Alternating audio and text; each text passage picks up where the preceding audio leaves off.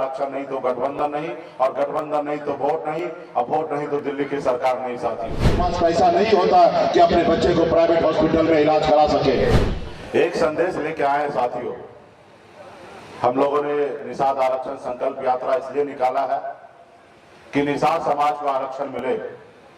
आज बंगाल में निषाद के सभी उपजाति को, बिंद हो, बिल्दार हो, नुनिया हो, मलाह हो, चाय हो, तियर हो, बनपर हो, निषाद के जितने भी कुड़ी हैं, 50 नाम से हम जाने जाते हैं, सभी को आरक्षण मिल रहा है एससी का।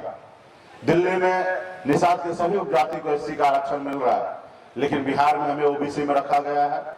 और जिसकी लड़ाई हम लड़ रहे हैं कि निषाद को एससी में बिहार में भी डाला जाए, क्योंकि देश एक है, देश के चलाने वाला प्रधानमंत्री जी एक है, हमारे एक ही संविधान से देश को चलाया जाता है।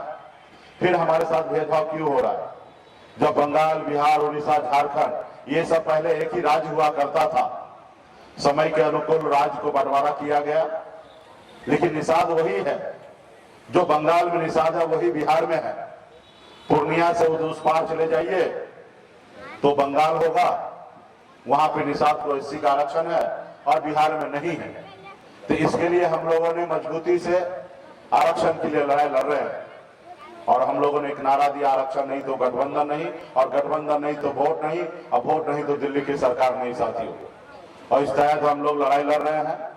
देश के माननीय प्रधानमंत्री से आग्रह कर रहे हैं कि आप सबके लिए है, और आपने तो स्पेशल संकल्प लिया है कि गरीब समाज के पहले आप उनके हक अधिकार देंगे, तो मेरा हक अधिकार हमें दे। तो इसलिए साथियों, आज आरक्षण हमें 30-40 साल पहले मिल गया होता तो आज कल्पना कीजिए कि आपको कितना लाभ होता। आज मैं यूपी में घूमता हूं, बिहार में घूमता हूं, झारखंड में घूमता हूं, तीनों राज्य में एक भी निषाद का बेटा कलेक्टर नहीं है। 137 जिला है। अगर हमें आरक्षण अगर 30-40 साल पहले मिल गया होता तो आज निषाद का बेटा भी कलेक्टर होता, एसपी होता, एसडीओ होता, बीडीओ होता, सीईओ होता, इंजीनियर होता, डॉक्टर होता, लेकिन नहीं है। आज हमारे परिवार के लोग सिर्फ मछली मारने पे मजबूर है। 8,000 रुपया महीने पे नौकरी करने के लिए अपने घर परिवार को छोड़ के दूसरे राज्य में जाने के लिए मजबूर है।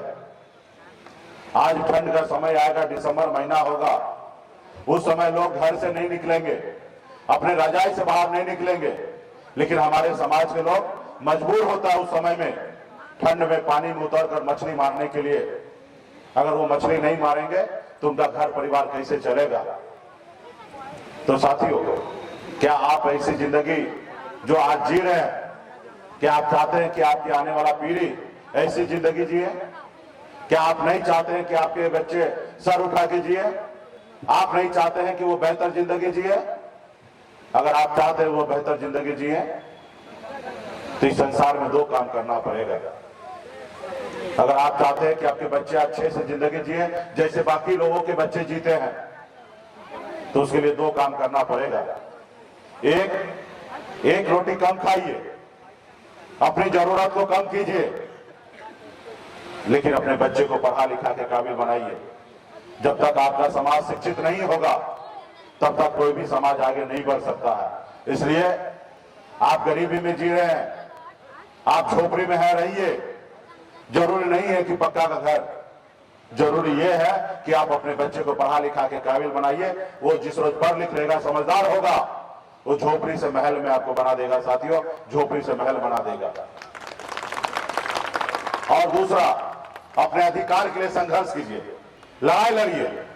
जब तक आप अपने अधिकार के लिए संघर्ष नहीं करेंगे, लड़ाई नहीं लड़ेंगे, तब तक आपका समाज आगे नहीं बढ़ेगा। और आपके लिए लड़ाई तो आप ही को लड़ना पड़ेगा। आपके लिए कोई रतन टाटा या अंबानी नहीं आएगा लड़ने के लिए। आपके बच्चे का तकलीफ दूर करने के लिए कोई बड़े विदेश से लोग नहीं आएंगे। आपके बच्चे को तकलीफ दूर आप ही को करना पड़ेगा।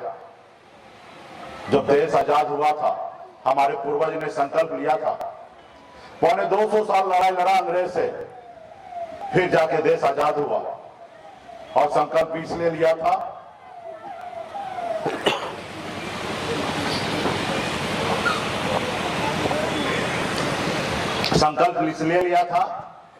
कि आजाद भारत में हमारे आने वाला पीढ़ी सर उठा के जिएगा, सर उठा के सांस लेगा। देश को आजादी तो मिला, लेकिन खास करके जो लोग लड़ाई लड़े, जिसके बाप दादा शहीद हुआ, आज भी उसके बेटे, उनके पूर्वज, उसके वंशज आज भी गुलाम बना हुआ है। जो अंग्रेज के जमाने में जो जी मजदूरी करता था, अंग्रेज का तलवा चाटता था, वो लोग आज मालिक बना हुआ है। तो इसलिए साथियों, आपको संघर्ष करना पड़ेगा। आजादी के बाद हमें एक संविधान मिला है। संविधान बाबा साहब भीमराव अम्बेडकर ने बनाया, हमें एक लोकतंत्र दिया। उस लोकतंत्र में आपके पास एक बहुत बड़ा पावर दिया, एक बहुत बड़ा शक्ति दिया। पहले राजा के घर में रानी के कोख से बच्चा जन्म लेता था तो राजा बनता था, लेकिन लोकतंत्र में बाबा साहब भीमराव अम्बेडकर ने आपके पास ऐसी शक्ति दी कि एक निषाद मल्ला का बेटा, एक गरीब मजदूर का बेटा, एक किसान का बेटा अपने वोट के दम पर राज्य का मुख्यमंत्री और देश का प्रधानमंत्री बन सकता है। उन्होंने बताया कि अब जरूरी नहीं है कि राजा के घर में बच्चा जन्म ले वही राजा बनेगा। राजा वही बनेगा जिसके पास सबसे ज्यादा अधिक वोट होगा। और जिस लोगों ने अपने वोट को, शक्ति को पहचाना, अपने लोगों को साथ लिया, वो देखिए इस देश दुनिया में अपनी पहचान बनाया, अपने समाज को आगे बढ़ाया। ये काम आप भी कर सकते हैं। आपके पास भी बिहार में, यूपी, झारखंड में 15% वोट है, लेकिन आपको अंदाजा नहीं है कि आप क्या कर सकते हैं। जैसे हनुमान जी को पता नहीं था कि 7 समुद्र पार करके रावण को लंका जला सकता है, लेकिन जब याद दिलाया गया तो हनुमान जी 7 समुद्र पार करके रावण को लंका जलाने का काम किया। वैसी शक्ति, वैसी ताकत आज बिहार के निषाद, उत्तर प्रदेश और झारखंड के निषाद के पास है। अगर चाह लीजिएगा तो पटना क्या, दिल्ली को आप कब्जा कर सकते हैं। ऐसी शक्ति आपके पास है साथियों। जिन लोगों ने शक्ति को पहचाना, वोट को, ताकत को समझा, जैसे आदरणीय श्री लालू प्रसाद यादव जी, बहन मायावती जी, मुलायम सिंह यादव जी, स्वर्गीय रामविलास पासवान जी, इन लोगों भी गरीब घर में ही जन्म लिए, लेकिन संघर्ष किए, लड़ाई लड़े। जब लालू जी लड़ाई लड़े, संघर्ष किए, अपना दल बनाए, तो उनके लोगों ने उनको साथ दिया, उनके समाज के लोगों ने उनको साथ दिया।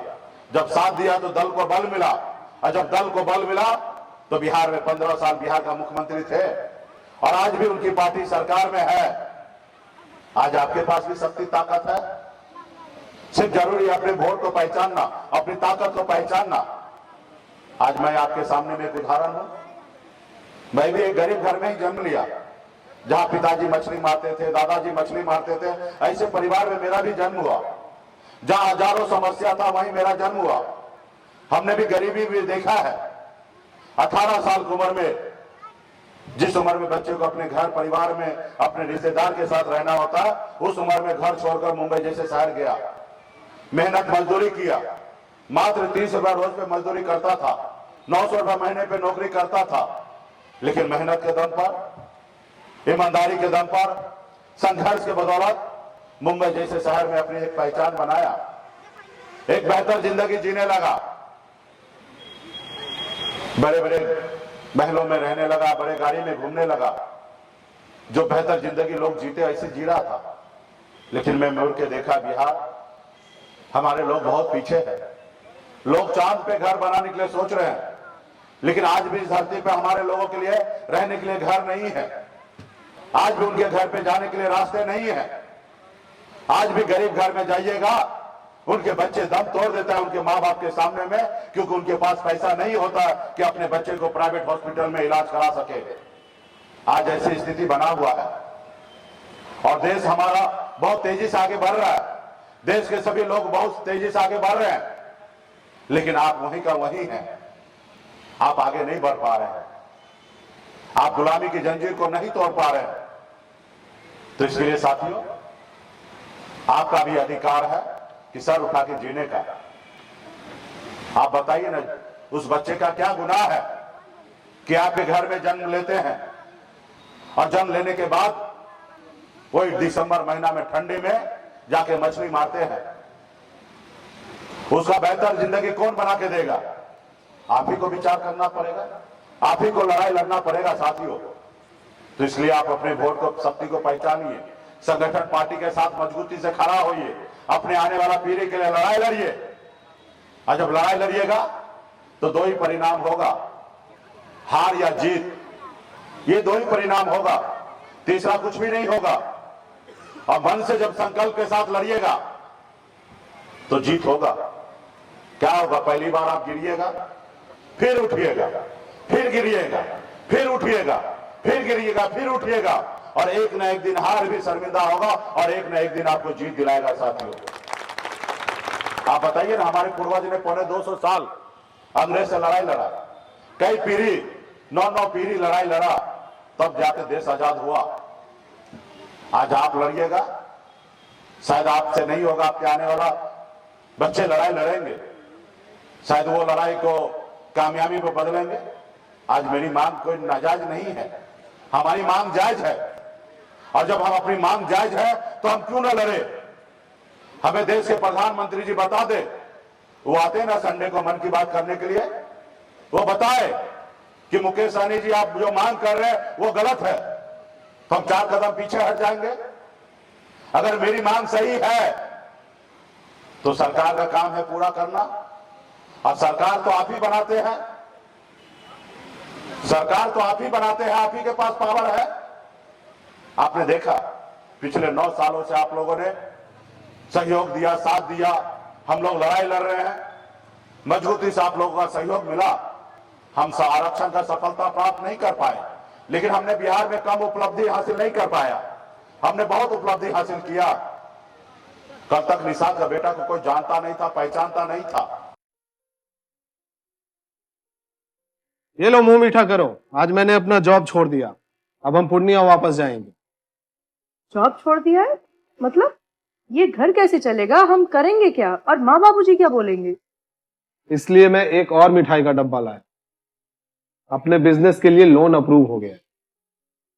अरे लोन अप्रूव हो गया वो तो ठीक है, लेकिन पूर्णिया में हम रहेंगे कहाँ? अपना घर भी तो नहीं है वहाँ। इसलिए तो एक और मिठाई का डब्बा अलग से लाया हूँ। हमने पूर्णिया में घर ले लिया है, पूर्णिया के ई होम्स पैनोरमा में। पूर्णिया में पैनोरमा ग्रुप लेकर आए हैं ई होम्स पैनोरमा, बड़ा घर, आलीशान जिंदगी और अत्याधुनिक सुविधाओं के संग। अरे अरे, अब क्यों मुंह मीठा करवा रही हो? क्योंकि हम घर वापसी जो कर रहे हैं। घर वापसी की खुशी पूर्णिया में ई होम्स पैनोरमा के संग। ई homes panorama, luxurious lifestyle redefined.